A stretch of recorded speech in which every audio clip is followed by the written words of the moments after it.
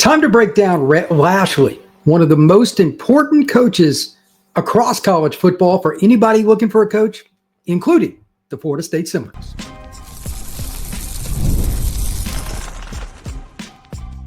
You are Locked On Seminoles, your daily podcast on the Florida State Seminoles. Part of the Locked On Podcast Network, your team every day. Welcome back into Locked On Seminoles. I am your host, Brian Smith, longtime college football recruiting analyst. Thank you for making Locked On Seminoles a part of your day each and every day right here on the Locked On Podcast Network. I am going to be discussing Rhett Lashlee today. He's a very important part of really college football because he's an upstart quarterback mind. He's been in the SEC. He's been all over the place. He's coached at Samford and UConn and Arkansas State. And he's also been at Auburn and Miami and now the head coach at SMU. A little bit of everything. I want to use him as a barometer for what it's like to go through a coaching search and, quite frankly, how he would fit in if Florida State got involved with him. Knows the ACC, all kinds of different things. And then we're also going to talk about the Florida State roster in conjunction with Mr. Lashlee because, to be honest, I think that it would be a really good fit there as well. Today's show is brought to you by Gametime. Download the Gametime app, create an account, and use code LOCKEDONCollege for $20 off your first purchase. Just download the Gametime app today. First off, with Lashlee, forget the stats, and I've got all kinds of stats on him here. I'll get to it in a second. The most important thing to know is this is a quarterback coach. He is one with pocket guys. He is one with run-throw guys. De'Aaron King, 2020 at Miami, he was the quarterback coach for the Hurricanes. But the next year, Tyler Van Dyke was the quarterback as a redshirt freshman at Miami. He won with him. Totally different. Not many coaches can do both. And that's why, in particular, as I mentioned a moment ago in the preview of this show, Lashlee is a great fit for Florida State. They have a variety of different kinds of quarterbacks that they sign and guys that could probably do both. Like Jaden O'Neal, if Lashlee comes to Florida State, that would be a home run for him. Perfect fit. He can run, but he's a pocket quarterback with an arm. Lashlee's a guy that can work with that. He would be a little more similar to Van Dyke, but a better runner for certain because he's got a big frame and everything. But at the same time, a guy like Tommy, I don't know if he'll have another year of eligibility, etc. But if he came back, especially if Gus was still on the staff, by the way, Gus was at Auburn when Rhett was the OC at Auburn from 2013 through 2016. Ironic. They would know one another. Maybe there's something there. Maybe there's not. I don't know. But the bottom line is he would have a quarterback that's worked in that system. They know each other. Their systems are similar. So even if they're not on the greatest of terms, and I'm guessing probably not because Lashlee went to UConn the year after he left Auburn in 2016, but probably a scenario where it wouldn't be a major transition for current players. That is important because, as I'm going to get into later in the show, next year's Florida State roster is pretty good. If the Florida State administration and the boosters spend some money, especially to help out none other than the offensive line, get one or two studs there and just kind of plug some holes around the roster, maybe 15 guys, they could be an 8-4 better team in year one of the right head coach's tenure. Now, if that's Norvell, I have no faith in it whatsoever. I am done with him, just to be clear. Until we get to the end of the season where they have this all-encompassing review that the Florida State administration is trying to say they're going to do at the end of the season, aka they better fire Mike, I'm just going to be doing previews for the most part. I'll talk a little Wake Forest maybe today just for fun on this live show. I watched some film today. They're a little better than I thought. They got a receiver that's good. They got a running back that's going to be an NFL player. And they got a young quarterback that's trying to learn his way. That'll be an interesting game. But at the same time, let's get back to Lashlee. Pass first offense is okay. Run first offense is okay. Mobile quarterback, more of a pocket quarterback. He adjusts his system. So without that point being out there, just to give you an idea, here's his tenure. He was at Springdale, Arkansas High School. That's a really good program in Arkansas. Then he was a GA at Arkansas where he went to school in 2006, 2009, and 2010. He was at Auburn as a graduate assistant. Then he went to Samford for a year, which is in the state of Alabama. He was the OC quarterback coach there. in 2011. 2012, he was the OC quarterback coach at Arkansas State. In 13 through 16, he was at Auburn. Now, I'm pretty sure at Arkansas State, that's when Gus was there. So that means he was with Gus like 5 years in a row. Then in 2017, he went to UConn. He was the OC and quarterback coach. And then in 18 and 19, he was SMU's OC and quarterback coach. And then in 20 and 21, he was Miami's OC and quarterback coach. And from 2022 till modern day, Rhett Lashlee has been the head coach of the SMU Mustangs.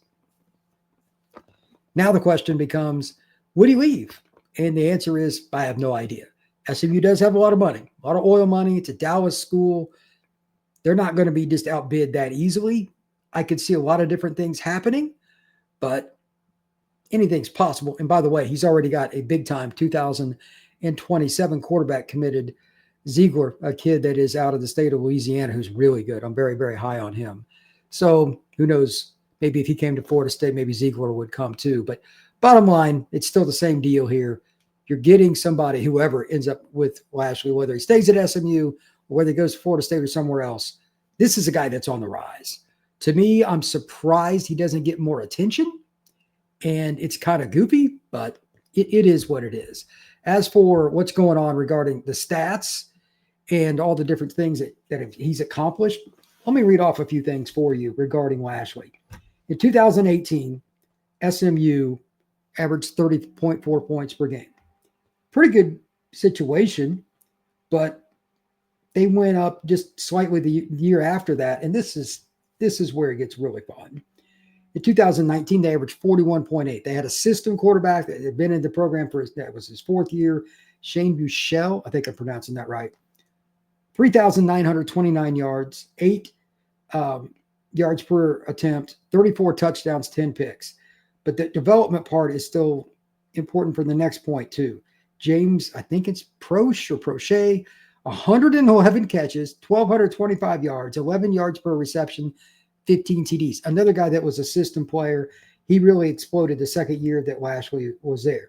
Then at Miami, De'Aaron King was 2020. Then the next year again, that's Van Dyke. King threw for 26-86, 23 touchdowns, 5 picks. The next year, Van Dyke, 29-31, 25 touchdowns and 6 picks. Both are really good players in their years that they started, but they're totally different. And on top of that, when you look at let's look at Miami's wide receivers. In 2020, Charleston Rambo was 6'1", 185 pounds. So he's similar to like a Wayne McCoy. 79 catches, 1,172 yards, 14.87 scores. Mike Harley, another guy that could really run. He's a Fort Lauderdale kid. 5'11", 182 pounds. 2020, 57 catches, 799 yards, 14 yards a catch, 7 TDs. Imagine what Rhett Lashlee would do with Mekhi Dancy, with Jalen Lucas, with Wayne McCoy, Jamin Boggs, Elijah Moore, Camden Fryer, all the receivers they have. It would be pretty gross. So to me, I don't know who the number one guy would be, and I'm sure they're doing all kinds of research. By all means, do not forget about somebody that's actually in the same conference that you're in. Rhett Lashlee is deserving of that. And he's also somebody that probably would at least listen. Maybe they've already contacted his agent and talked about it. I have no idea. But any school, Florida State, Penn State, you name it, that doesn't consider Lashlee, why? Why would you not? Really good quarterback coach, wins with different systems. And like the guy that he's got right now, Kevin Jennings kid, he was an under-the-radar recruit. He didn't hardly have any offers. Another kid that he's developed and is getting better and better as this season goes on, helped him get to the playoff last year. That's a really good football coach. That's a really good football coach. Florida State would do well to at least, at minimum, investigate that scenario. When we come back, we're going to talk a little more Lashlee, but we're going to get into Florida State's roster. And regardless of the next head coach for the Florida State Seminoles, let's talk about what they're going to be walking into. It's pretty good. That is next on Locked on Seminoles. Today's show is brought to you by our friends at Monarch Money. Let's be honest, most of us can't even name all our financial accounts, let alone what they're worth. Between 401ks, savings, investments, it's easy to lose track, and that can mean leaving money on the table. That's why you need to start using Monarch. It's the all-in-one personal financial tool that helps you get through your entire financial life in one clean, easy-to-use interface. You can use it on your phone, your tablet, or your computer. Doesn't matter. It can be done easily. Also, with Monarch, you get everything in one spot, man. Concise. You're not going to be missing anything. You're not going to forget something that you need to track. And if you need to move something around, it's very convenient. Don't let financial opportunities slip through the cracks. Use code LOCKEDONCollege at monarch.com for 50% off your first year. That's monarch.com, code LOCKEDONCollege for half off of your first year. We are also brought to you by our friends over at FanDuel. The NFL season is rocking and rolling, and FanDuel has an offer for you. Right now, new customers can bet $5 and get $300 in bonus bets if you win your first $5 bet. That's right. Put down a bet, $5, and if it hits, you can unlock $300 in bonus bets to use across the FanDuel app. Also, with FanDuel, it's pretty much anything you can imagine. Player props, parlays, halftime scores. If you wanted to bet on league MVP or anything else, it's pretty simple with FanDuel. What are you waiting for? Visit FanDuel.com and download it today. Thank you very much for making Locked On Seminoles a part of your day each and every day right here on the Locked On Podcast Network. Truly appreciate you stopping in. Please like and subscribe if you haven't already. If you're on Apple, get that automatic download. We're going to have a lot of coaching news and probably a lot of transfer portal stuff coming up. Hint, it's coming. Not the best of news is coming, but it's coming, and I'm going to talk about it right here on Locked On Seminoles. But right now, not worried about the transfer portal. I'm talking about key players. And while I'm doing that, I might as well got a few comments in the chat here. Might as well have some fun with that too. And key players for Florida State, whoever gets the job, this roster is a little better than you might think, especially when it comes to skill talent and some big guys up front. I talked a little bit yesterday when I was recording for this morning show, talking about all the different talent at Florida State at different spots. Florida State's D-line's got some size, and if Maury Williams is the edge guy, they're a pretty good spot there. Let's see. Eric Morris, Lashlee's not leaving. We want Jimbo or Dion. That's what you want. I don't. Dion's not going anywhere, and nobody's going to give him an opportunity because he's got health problems again. That's not happening. You can like that. You're not getting Dion, brother. Not going to happen. Braylon Wilkerson. Why would he leave SMU? Less expectations with more financial resources. I'd be on board with it, though, depending on who his DC would be. That's a good point about the defense coordinator, but that's the case with any coach. If you're a defensive-minded guy, who's your OC, and vice versa. I don't think it's going to be that hard for Lashlee to get a really good DC at Florida State. Just my opinion. Take it for what it's worth. Maybe you make Surtain the co-DC with somebody. I don't know. As for taking the challenge of Florida State, it's because you can recruit a hell of a lot better. No offense to SMU. Even with them making the playoff last year, they haven't made a big splash. Even with them being in a school in Dallas, good school, with a lot of NIL, still not a big splash. Good, not great. It's not a tradition-rich program. It is hard to overcome that. Florida State, it's not as hard. And location is still really good. You're close to Jacksonville, Orlando, Atlanta, all the Georgia and Alabama public schools in the southern parts of those states, Mobile, Pensacola, Tampa. It's not hard. And then, oh, by the way, you're still going to get a couple kids a year out of the greater Miami, Fort Lauderdale area. Florida State's the better job. It's really not that close. Gemini, do you think whoever is hired next will be able to keep any, if all, of our 26 class intact? Absolutely. There are some kids that just want to go to Florida State. Some kids want to stay closer. And it would depend on how that worked. But let me be clear on this once again. I'm going to say this every day, and I'm glad you asked. I should have led with this. There will not be a coaching search this year, Florida State or otherwise, where it goes well for recruiting. Zero. And this is the case for every single class for the rest of history. Recruits, parents, and everybody around them, their high school coaches, their Seminoles coaches, their trainers, they want all of the following. They want to know who the coaches are. They want to know them for a long time, and they want to know them at that school for a long time, which automatically disqualifies you. How do you act in that environment? And on top of it, he probably wouldn't be named until after the season, maybe even the week of signing day. At best, signing day is the first Wednesday in December, right after they play the Gators. You have no chance. Whoever the interim is, Odell Higgins, whatever, they'll do a good job. But these people, they want to know this stuff from a long-standing point, especially like if you're handing your child over to somebody, I don't know you. Like Lashlee is recruiting primarily Texas, Oklahoma, Louisiana right now because he's in Dallas.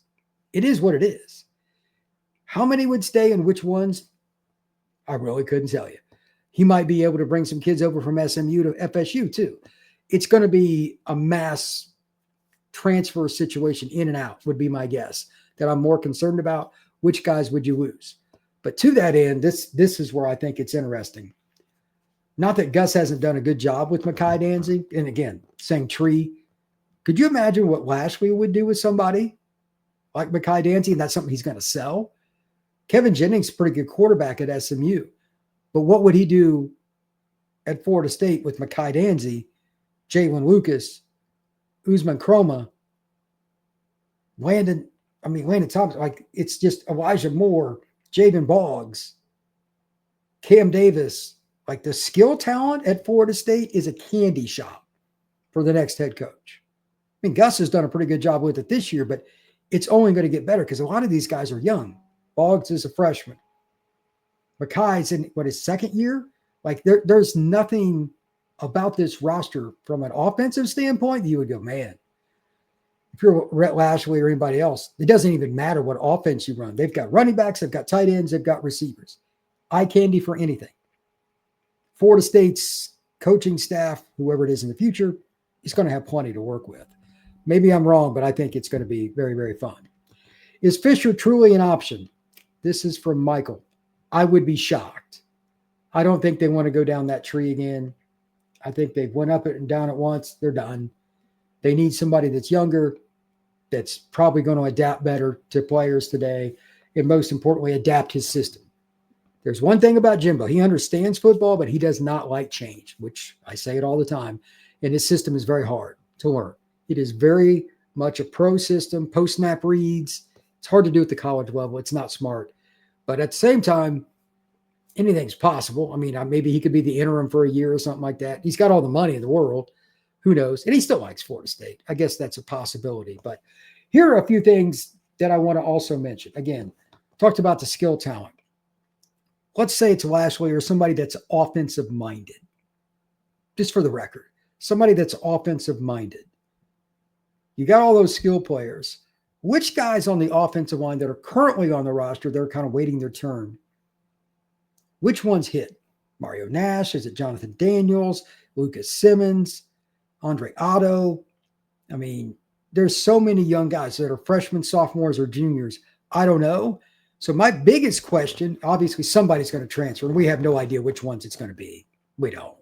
We could sit there and say we do, but we really don't. But like, if they could get 2 offensive linemen from the portal, and not either one of them doesn't even have to be guaranteed starts, just to make sure you've got plenty of depth and competition. A few more older guys maybe have started somewhere, Matt Player, whatever, Ferris State, whatever it is. To add in, next year could be your bridge year. And hear me out. Like Kevin Sperry, I am super high on. And by the way, Kevin Sperry, in my opinion, would be a tremendous fit for Rhett Lashlee. He could run, but he can zing it too. Like we saw those throws against Stanford. He's got the arm. Arm strength is not a problem. And he's also an athletic kid that's got a frame. So whether it's Fisher or whether it's somebody else, and if you've got any questions, again, fire away in the chat. I'm more than happy to answer. I think that it's going to be a pretty attractive job once somebody actually digs in and they speak to their agent. They just look at the depth chart. They're like, okay, Mekhi Danzig, let's see, what's he doing? Oh, that's nice. Mekhi Danzig, 19 catches, 436 yards, 23 yards a catch, and 2 scores. Yeah, we could play with that. It's not going to be a hard sell. Florida State's a little more attractive than people think, and it's also why Mike has done such an atrocious job. His game management, his game day management is so bad. Just having a more disciplined team, that alone should make Florida State way better for the future. I mean, it shouldn't even be close. To that end, Florida State is also a team that they just need to be more consistent in the trenches. Just stating that for the record. Obviously, the D-line has underperformed at times and overperformed at other times, like the Alabama game. What'd they give up? 86, 87 yards? So they've been a little up and down, but That's 5 guys that they kind of threw together, and Herb Hand and the guys on the offensive side of the ball, they deserve credit for coaching that. That's not easy. That's not easy. I'm pretty sure that Florida State's offense next year with a Lashlee or somebody that really knows quarterbacks, just with Kevin Sperry, not even bringing back Tommy, bringing in by from the portal, a true sophomore, you could score over 30 a game pretty easy, and you'd probably also be in the top 4 of the ACC. Transition years, that's hard to do, but they're so explosive with all their skill talent. I mean, Crum is an NFL player. Landon Thomas, NFL player. I assume that all the tight ends will be back. That's a pretty good room. Lofton, just as an example, obviously Pittman. I mean, they've got some players. If you could just figure out offensive line, and again, that's a big if, but they got some young, talented guys. If they can do that, there's really no reason to believe Florida State doesn't score 34, 35 points a game next year and do it without the turnovers and do it with more balance. In other words, when you need to go 4-minute offense, you can. When you need to go super speed, you can. They're going to have the tools to do it. That's exciting to me. The only question, and this somebody else brought this up, that I have, and amen to it, who's the DC going to be? I don't know. But the roster right now is still pretty good on the defensive side. You got size on the line. You've got Amari, who seems to be focusing on playing that stand-up position another year. Then it's the spring. Like going into his 3rd year, he could take a pretty big jump. And you'll get somebody in the portal that can help you be an edge rusher. Daniel Lyons will be back. You got the Desir twins, Darryl, Mandrell. They've got some size up front. KJ Sampson. There's really no reason Florida State couldn't be a top 25 run defense next year. Again, if, big if, they make the right decisions in the portal at linebacker. That's got to get better. That's the one spot, like across the board, they're going to have to do something. And it depends on the coordinator which way they go, but obviously they don't fit Tony White's system well enough. They're not doing very well there. They're being exposed. It is what it is. But Nicholson will be a senior. You've got a few guys that have eligibility left. And then you got Lavalley coming back. I would assume Florida State will improve marketably at linebacker, but that's a pretty low bar to jump over. So it is what it is. If anybody else has any questions, fire away. Otherwise, I'm going to wrap up here in a minute or so. But I am very excited about the idea that Florida State would go in this direction. And for the record, while I'm a big fan of his, the key note here, they need somebody that understands quarterbacks. Lashlee has coached 11 seasons as an assistant at the college level. Every year he was a QB coach, and every year he was an OC. He understands offense. Really good. So I think he's probably somebody that's better with the pass first, but he's done it with a guy that can be mobile too. It's really hard to be upset about what Lashlee has done, and it's really difficult as well to not think that this is an opportunity for Florida State, because like there are other jobs. Let's talk about that for a second. Here's something. If you don't get on this now, I don't care if Norvell's fired or not. How it goes in the back office, contacting agents and all that, that's how this works. Auburn's probably going to come open fairly soon. Lashlee's going to get a call on that one. LSU could come open, and I think it will. Hear me out. They've got A&M. They've got a game at Bama, and they've got a game at Oklahoma. I don't know which ones it'll be. They'll lose at least 2 of those. So Lashlee, like if you don't get on this now, and I know they're trying to find the money or whatever, at least that's the thought. But if you don't get on this now, you have no chance at somebody like that. Auburn's got cash. LSU's probably got more money than Florida State, although that state is pretty broke. I'm curious to see how this goes. He will have suitors, no doubt. North Carolina could come open. Virginia Tech is open. Obviously, there's the Penn State job. I don't think he would go there, but there's a lot of different jobs that are open. Wouldn't be shocked if Florida made a phone call to him at some point. They're right now, from what I've heard, Marcus Freeman and especially Lane Kiffin are their main targets. Fair enough. But if Lashlee got a phone call, would it shock me? Not really.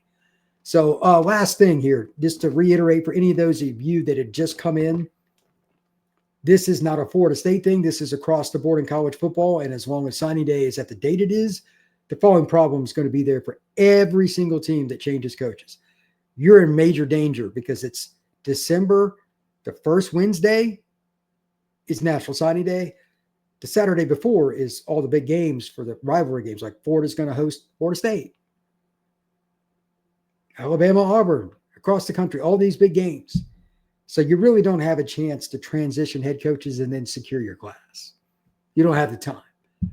So kids pick coaches, not schools, as a general rule. So I'm curious to see how that goes. And I also hope that Odell Haggins, regardless of how Mike Norvell's parting of ways with Florida State goes, is a major part of it. And I anticipate he will. That'll be good for the Noles. He's a good guy. He's a legend in college football and at Florida State. So that should go pretty well for Florida State. Just don't know what else is going to happen there. But the other thing they got to do is somehow, based on, if you haven't seen it, make sure you check out the Tuesday morning edition of Locked On Seminoles. That first segment was one that I did not want to do, I can assure you. But if there are players that have tuned out Mike Norvell and the team is on the verge of like being done, this could get really ugly. The remaining schedule off this weekend. They have Wake Forest. I just started breaking down film. That's not going to go well. They've got an incredible running back. He's averaging 7.8 yards per carry. He's really good. Got a big play receiver on the outside. Young quarterback, doesn't know what he's doing yet, but he's got an arm. That's going to be a very tough game. Then after that, you got to go to Clemson. Who knows? Then after that, you still have Virginia Tech. Is Drones any good? Is he going to play well? That's iffy. That's going to be your senior day. Then you have a road game on a Friday at NC State. And then you conclude the season in Gainesville against the Gators. Not an easy road. I don't think Florida State's going to a bowl is my concern. They could. They should. But if the players are about to quit, I'm not feeling real warm and fuzzy there. Not feeling real warm and fuzzy at all. So hopefully I am incorrect, but I really don't think I am. Any other stats here that I want to talk about? I think we pretty much hit them all. Yeah, I think that's going to wrap it up. But thank you to everybody that stopped in. I'm going to be doing more of these across the board. There's going to be all kinds of them regarding coaches. I'll probably do quite a few right around noon, live shows moving forward. And every day, 3 a.m. is the audio upload, and at 5 a.m. was YouTube. So you can check it out and have some fun each and every day here on Locked On Seminoles. Please like and subscribe as always, and I appreciate it. We will see everybody again soon.